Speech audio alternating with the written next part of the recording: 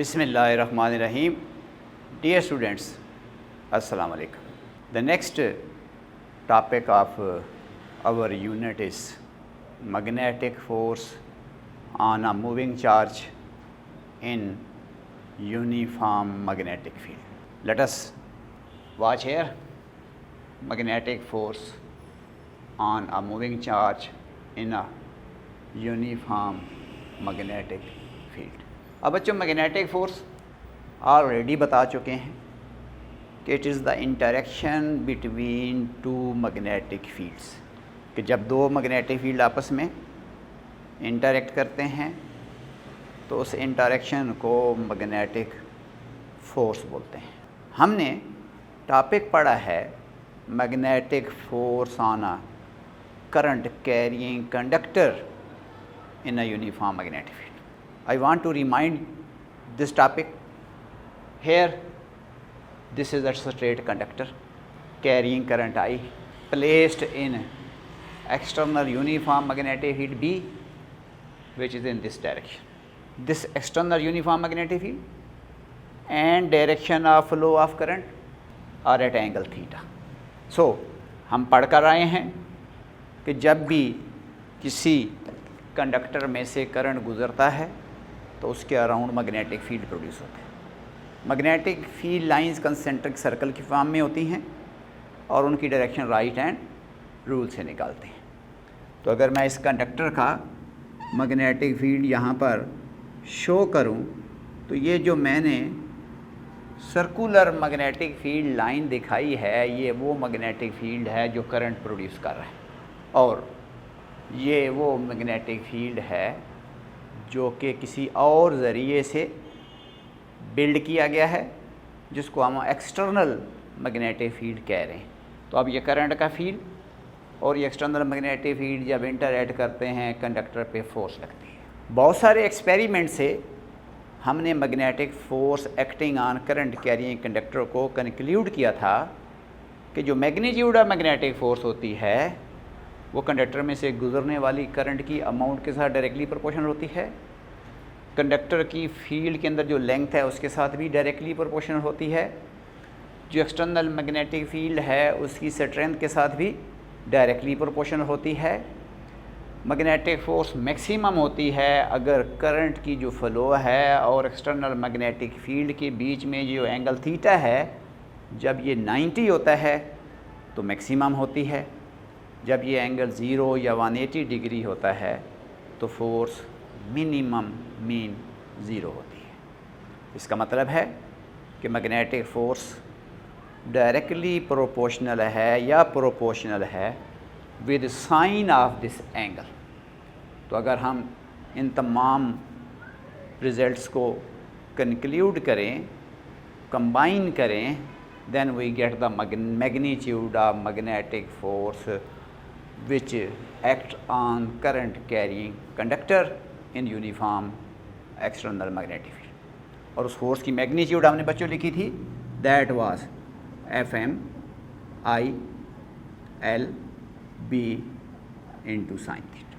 फिर एक्सपेरिमेंटली ही ऑब्ज़र्व किया था कि magnetic force is normal to the plane of the direction of flow of current and direction of external magnetic field, and this direction is specified by applying several rules. 4 rule आपको बताए थे कि आप इस conductor पे लगने वाली magnetic force को अगर वेक्टर फॉर्म में लिखें, अगर हम इसके साथ मैग्नेटिक फोर्स की जो मैग्नीट्यूड है इसके साथ इसकी डायरेक्शन का यूनिट वेक्टर भी लगा दें जिसको n यूनिट वेक्टर कहा था, और इस फोर्स को वेक्टर फॉर्म में लिखें तो that is I L cross B. तो इसका मतलब है जो मैग्नेटिक फोर्स है जो इस कंडक्टर पे एक्ट कर रही है वो एल वेक्टर और बी वेक्टर दोनों का वेक्टर प्रोडक्ट है। इट मीन्स कि magnetic force direction of flow of current और direction of external magnetic field दोनों की प्लेन के परपेंडिकुलर है। तो एक रूल क्लियर है कि अगर हम वेक्टर प्रोडक्ट का जो राइट हैंड रूल होता है वो अप्लाई करें, हम इस मैग्नेटिक फोर्स की डायरेक्शन निकाल सकते हैं। फ्लेमिंग लेफ्ट हैंड रूल से भी direction of magnetic force calculate कर सकते हैं। राइट हैंड पाम रूल से भी मैग्नेटिक फोर्स की डायरेक्शन निकाल सकते हैं। इसके अलावा जो ओर्स्टेड का राइट हैंड रूल है उसको एक्सटेंड करके भी direction of magnetic force calculate कर सकते हैं। लेकिन इतना इन जनरली बताएं कि जो मैग्नेटिक फोर्स होती है it is normal to the plane of direction of flow of current and external magnetic, it is normal to the plane of direction of flow of current and direction of external magnetic field. So it means this force making angle theta with this, making angle 90 degree with the direction of flow of current. It is also making angle 90 degree with the external magnetic field B, and this theta is the angle between direction of flow of current and direction of the external magnetic field. अब actually इस conductor के अंदर moving charges हैं, charge flow कर रहे हैं। अगर conductor है तो आपको पता है बच्चों free electrons electric current constitute करते हैं। हमने ये जो करंट की डायरेक्शन दिखाई है, हमने जो टॉपिक डिस्क्राइब किया था, हमने जो डायरेक्शन ऑफ मैग्नेटिक फोर्स निकाली थी वो कन्वेंशनल करंट के लिए थी। अब एक्चुअली तौर पर अगर कन्वेंशनल करंट इस तरफ है तो इलेक्ट्रॉनिक करंट तो एग्जैक्टली इसके अपोजिट है।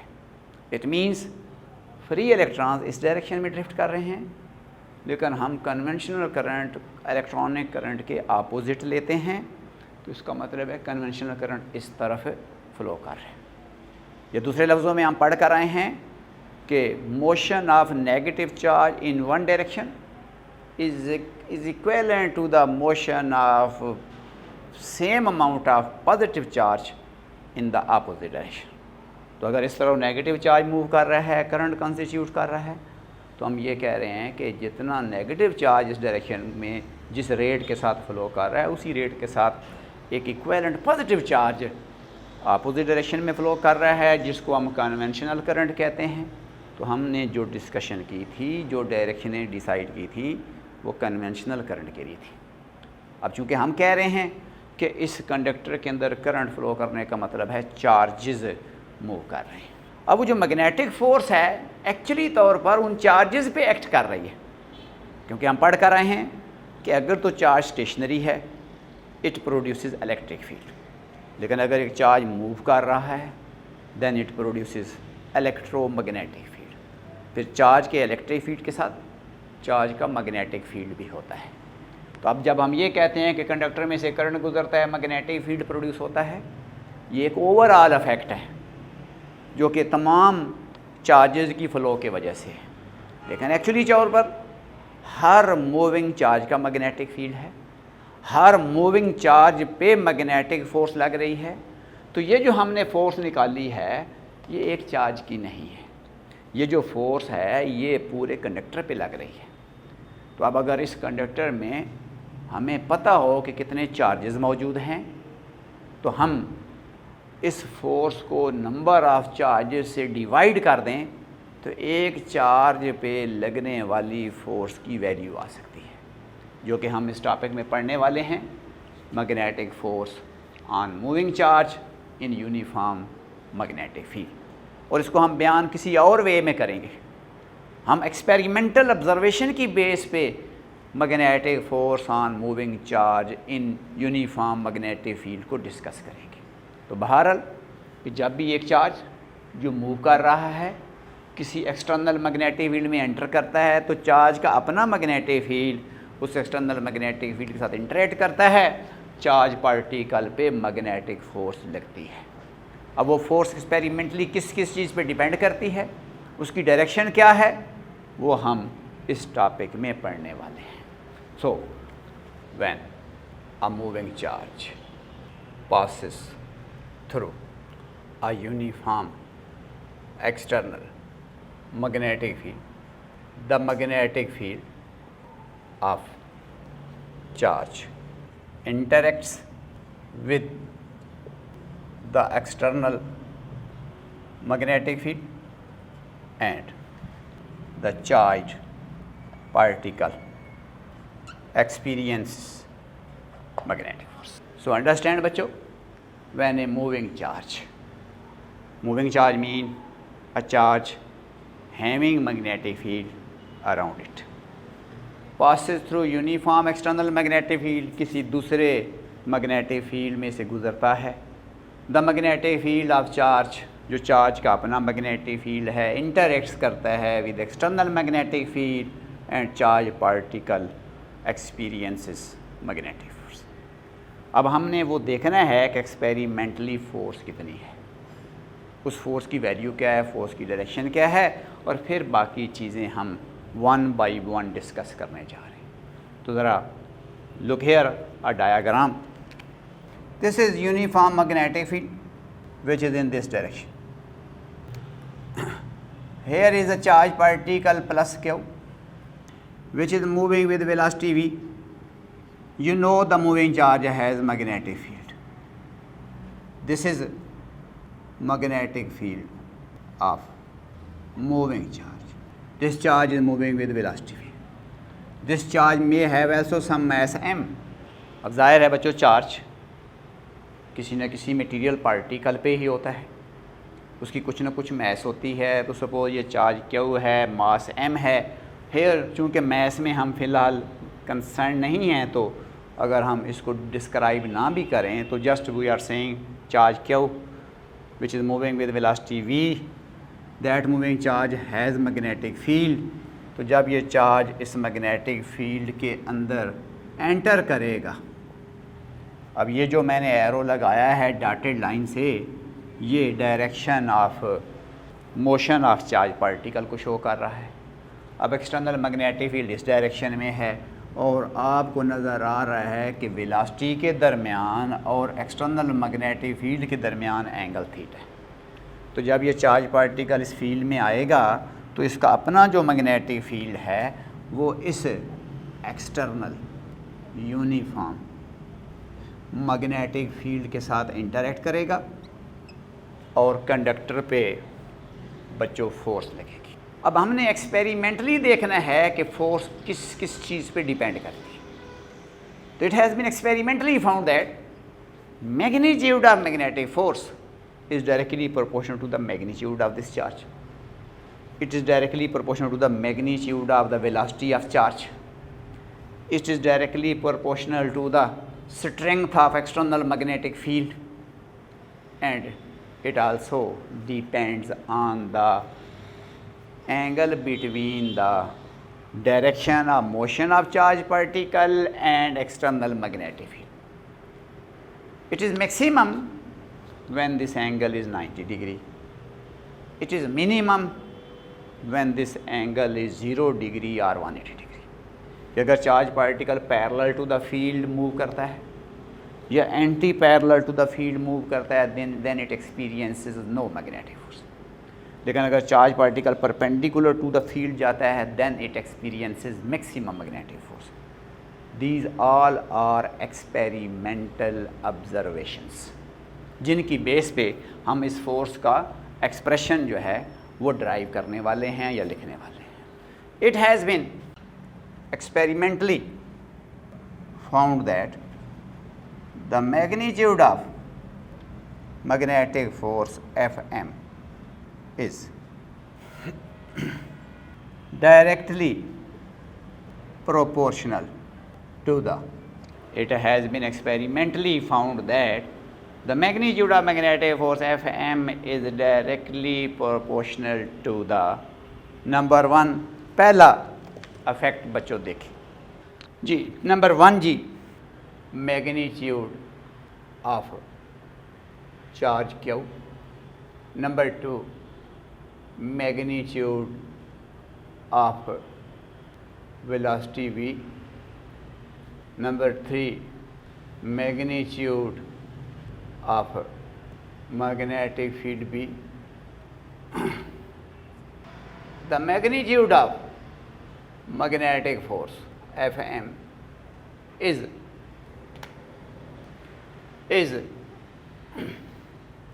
maximum when the angle between V and B is 90 degree.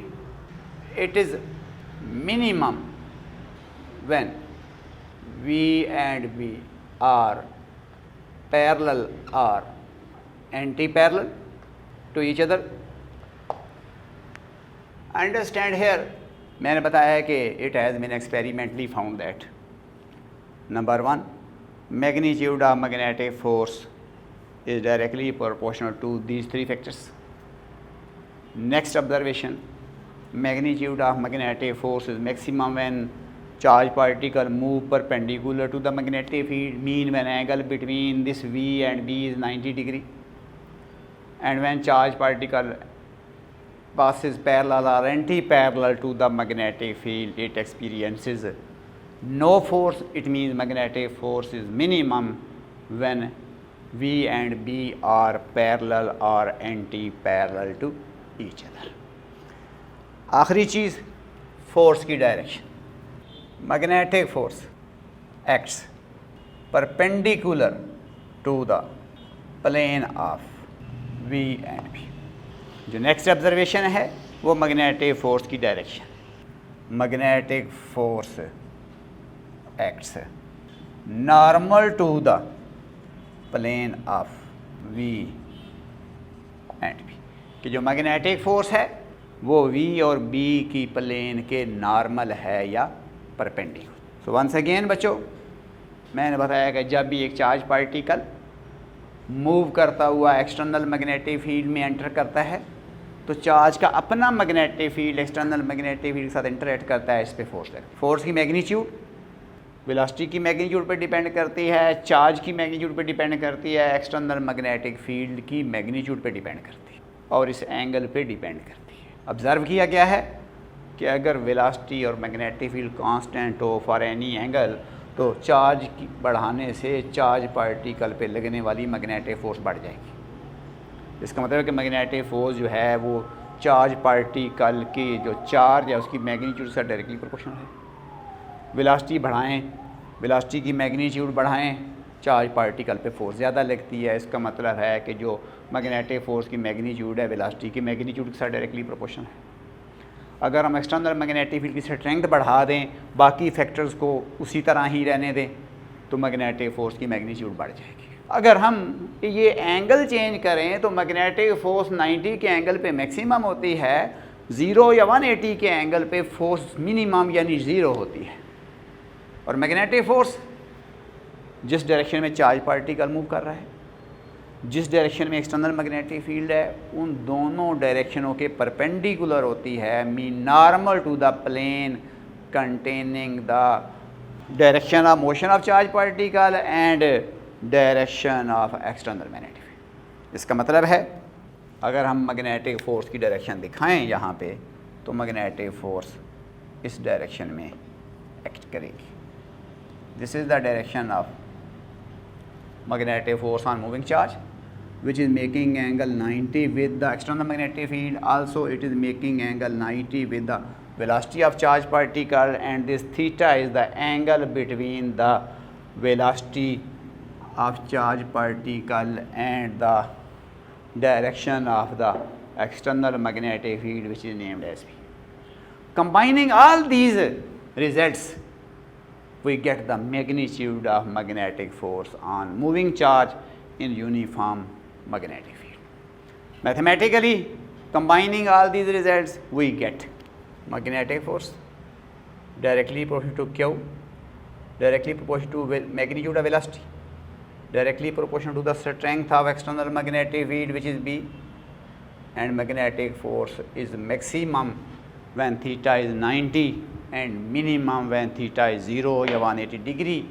तो आपको बच्चों पता है कि ट्रिग्नोमेट्री में साइन का जो फंक्शन है वो 90 के एंगल पे मैक्सिमम वैल्यू रिप्रोड्यूस करता है और 0 या 180 के एंगल पे 0 वैल्यू देता है. It means magnetic force is proportional to the sine of this angle, mean sign of angle between the direction of motion of charge particle and direction of the external magnetic field. So Fm proportional to QVB sin theta. Fm is equal to some constant QVB into sin theta. In System International, the value of constant is 1. System International में constant की value 1 है. We can write Fm equal to QVB sin theta.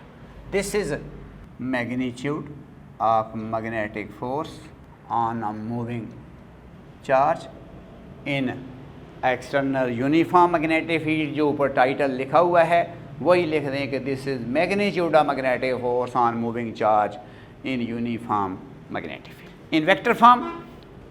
जैसा कि observation में बताया कि magnetic force is normal to the plane of vector V and B.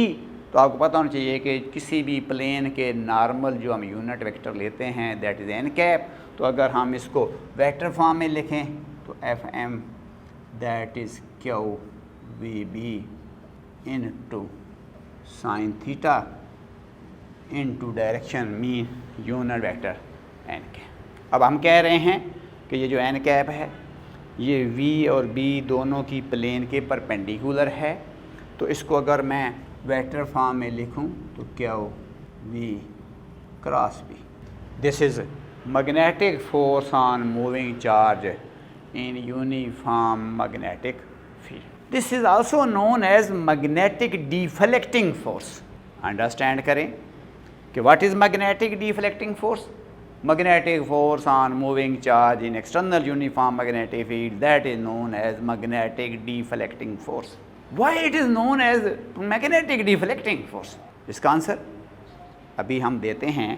पहले इस रिज़ल्ट को ज़रा वाइंड अप कर लें फिर हम इसकी बातें डिस्कस करते हैं। अभी जस्ट कि this is magnetic force on a moving charge in a uniform magnetic field. जो टॉपिक का टाइटल है उसको आगे हम लिख देंगे कि this is magnetic, this is magnitude of magnetic force. This is magnetic force mean magnitude as well as direction. अब अगर हम इस क्रॉस प्रोडक्ट को खोलें you get magnitude Q V B sine theta, you get direction which is normal to the plane containing V and B.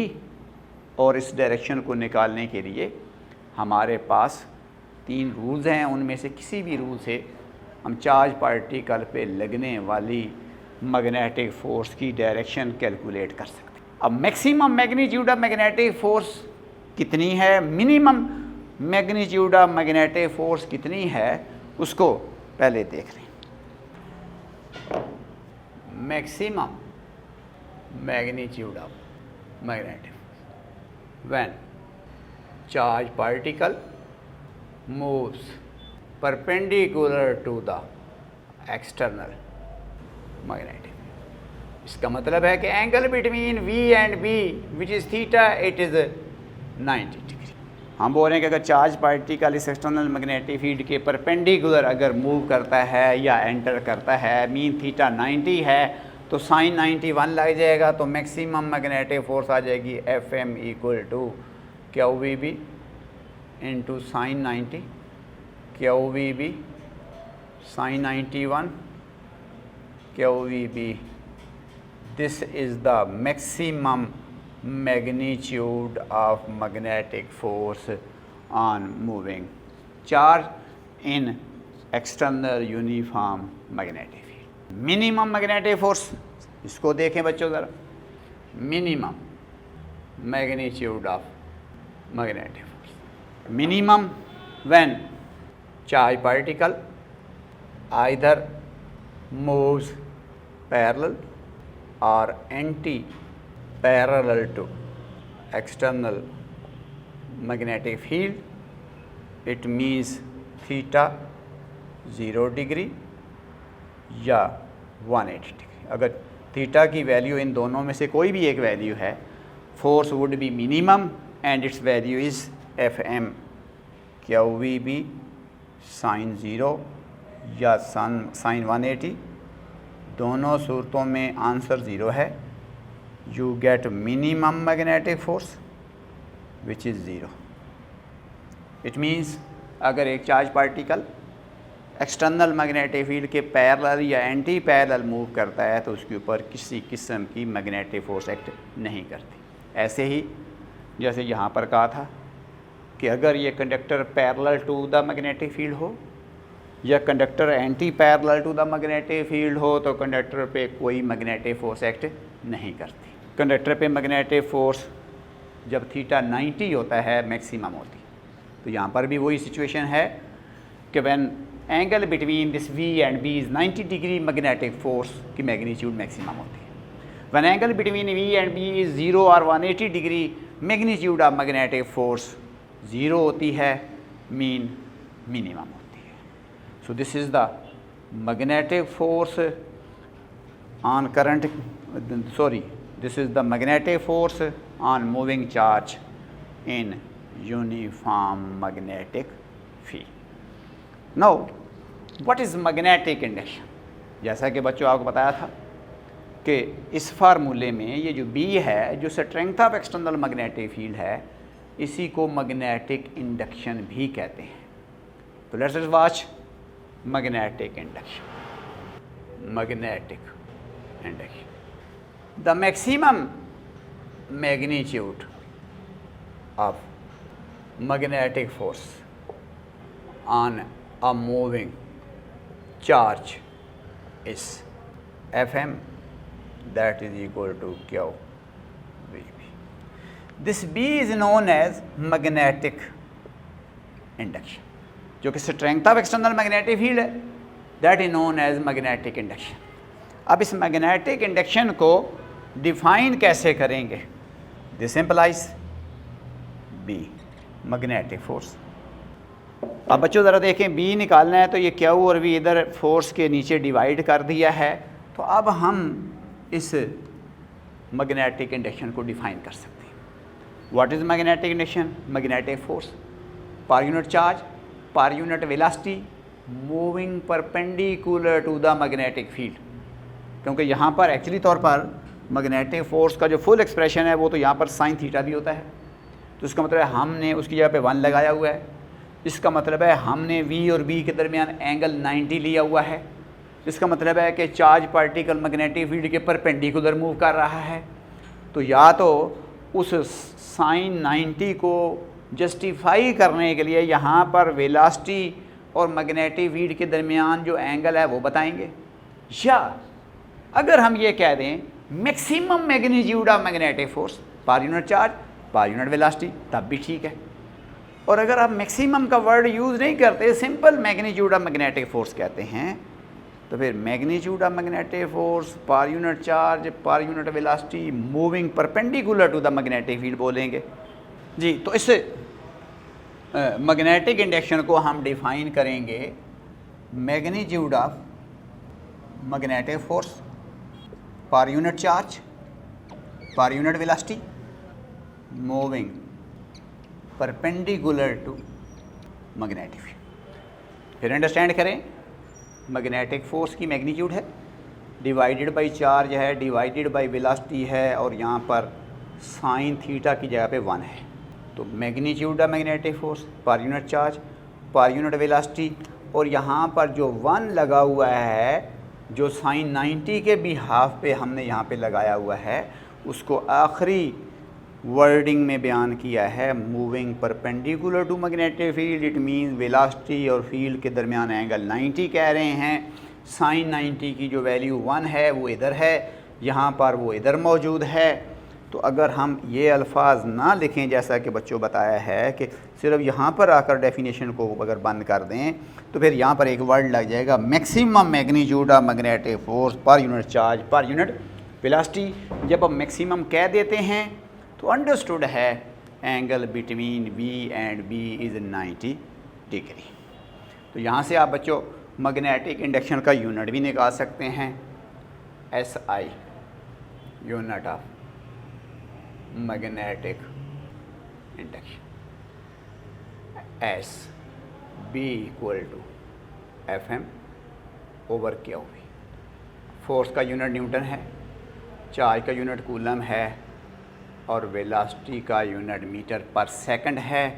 तो अगर हम coulomb newton per coulomb per metre divided by second, ये हमारा इस B का unit है, जिसको हम टेस्ला बोलते हैं, named as called tesla, symbol capital T। Magnetic induction 1 tesla कब होगी?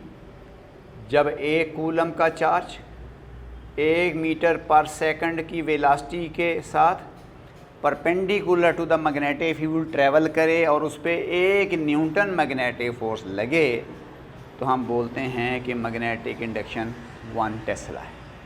सो ऐसा unit of magnetic induction is newton divided by coulomb divided by metre per second. So this is SI unit of magnetic induction, which is Tesla, and 1 Tesla is equal to 1 Newton divided by 1 Coulomb divided by 1 meter per second. So in system international this unit is known as Tesla. अब बच्चों पहले भी बता चुके हैं smaller unit गाज है और आपको रिलेशन दिया था कि जो 1 टेस्ला होता है that is 10 raised to power 4 gauss, यानी 10,000 गाज हों 1 टेस्ला बनता है जी। Next is the direction of magnetic force on moving charge in uniform magnetic field. Direction of magnetic force, the direction of magnetic force on moving charge, जैसा कि बच्चों मैंने बताया है, it is normal to the plane containing the direction of motion of charge particle, जिसको हम we कह रहे हैं, and direction of external magnetic field, जिसको हम बी कह रहे हैं। So the magnetic force on moving charge is Fm, it is Q into V cross B. The direction of magnetic force is perpendicular to plane of vectors V and B. हम बोल रहे हैं कि जो magnetic force है perpendicular है to the plane of vectors V and B। V mean, फिर बता रहा हूँ, वेलोसिटी ऑफ चार्ज पार्टिकल कह लें, direction of motion of charge particle कह लें, B direction of external magnetic. It is specified by number 1 right hand rule of vector product, number 2 right hand palm rule, number 3 Fleming's left hand. अब इन 3 rule में से बच्चों हम किसी भी rule की मदद से डायरेक्शन ऑफ मैग्नेटिक फोर्स निकाल सकते हैं। पहला rule right hand rule of cross product, और right hand rule of cross product क्या है कि पहले वेक्टर को हम रोटेट कराते हैं हमेशा दूसरे वेक्टर की तरफ थ्रू स्मॉलर एंगल। पहले वेक्टर का मतलब है first vector in the product, तो यहाँ पर first vector in the product is V, तो V को रोटेट कराएंगे towards B through smaller angle, and we will curve the fingers of right hand in the direction of rotation. This thumb will give us the direction of the magnetic force on moving charge. Look here, velocity is in this direction, magnetic field is in this direction.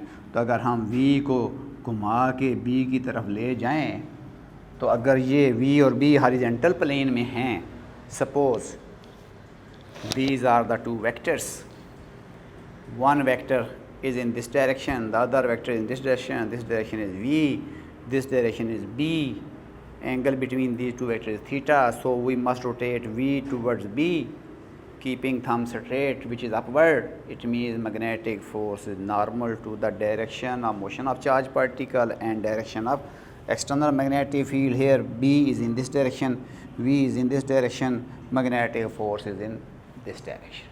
तो एक तरीका तो बच्चों कि right hand rule of cross product लगाकर हम magnetic force की direction को कैलकुलेट कर सकते हैं। दूसरा right hand palm rule. Right hand palm rule फिर वही इसी तरह से हमेशा आपको बताया कि यहाँ पर राइट हैंड पाम रूल हमने बयान किया था कि ये फिंगर्स एक्सटर्नल मैग्नेटिक फील्ड के लिए हैं, अब भी ये फिंगर्स एक्सटर्नल मैग्नेटिक फील्ड। वहाँ पर थंब करंट की डायरेक्शन को शो करता था, यहाँ पर अब थंब जो है चार्ज पार्टिकल की वेलोसिटी को शो करेगा।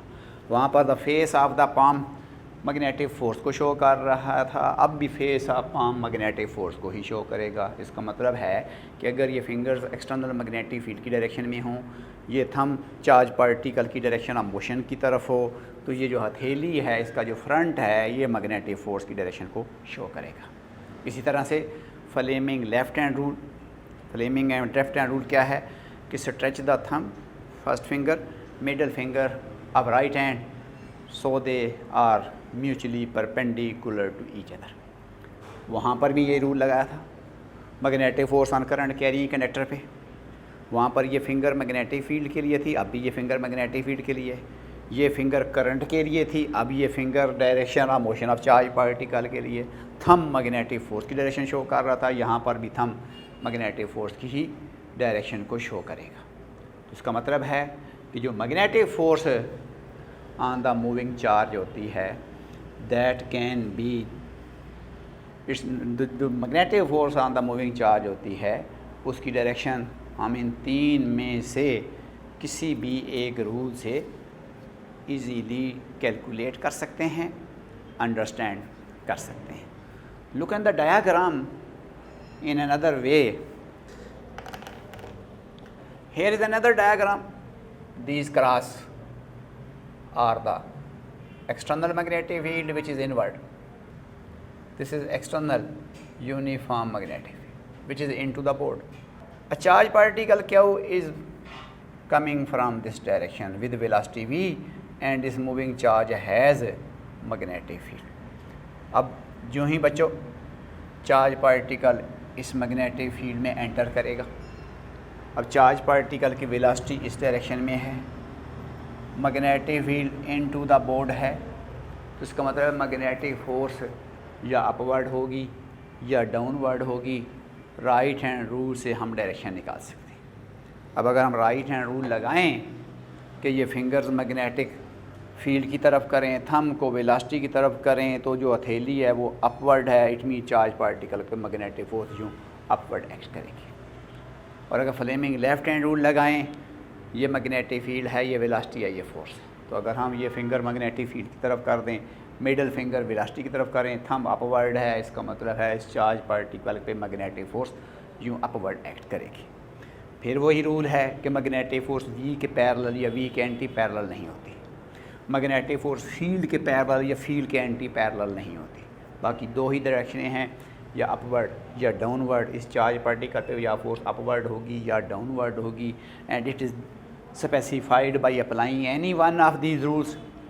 It may be right hand rule of vector product, or you can specify the direction by applying right hand palm rule or Fleming's left hand rule. So here the direction of magnetic force is according to the right hand rule is in this direction. This is the direction of the magnetic force which is making angle 90 degrees with this velocity. Magnetic field is inward and it means magnetic force also acting at 90 degree with the external magnetic field. And here velocity and field are also perpendicular to each other. It means this charge particle will experience maximum magnitude of magnetic force and its direction will be along this arrow, which is specified by applying either right hand rule of cross product or right hand palm rule or Fleming's left hand rule. Now बच्चों अक्सर short question आता है कि what is magnetic deflecting force and what are its two characteristics. So magnetic deflecting force mean magnetic force on a moving charge in an external uniform magnetic field is also called magnetic deflecting. What it is? Fm, that is Q V cross P. So magnetic deflecting force mean magnetic force on moving charge in an external uniform magnetic field is also called magnetic deflecting force, which is Fm, and that is equal to Q V cross P. Why it is known as magnetic deflecting force? Yeah, what are its characteristics? Magnetic deflecting force has two characteristics. Number one, it acts perpendicular to the direction of motion of charge. Magnetic deflecting force का पहला characteristics, it acts perpendicular to the direction of motion of charge particle. It means हम कह रहे हैं कि magnetic force velocity के साथ 90 के एंगल पे एक्ट करे। नंबर टू, दूसरा इसका important characteristic, it changes the velocity, direction, ये वेलोसिटी को चेंज करती है सिर्फ डायरेक्शन में, यानी it only changes the direction of motion, it only changes the direction of velocity and the charge particle undergoes uniform circular motion. मैंने आपको बच्चों बताया है कि magnetic force perpendicular to the direction of motion of charge particle act करती है, it only changes the direction of velocity and the charge particle undergoes uniform circular motion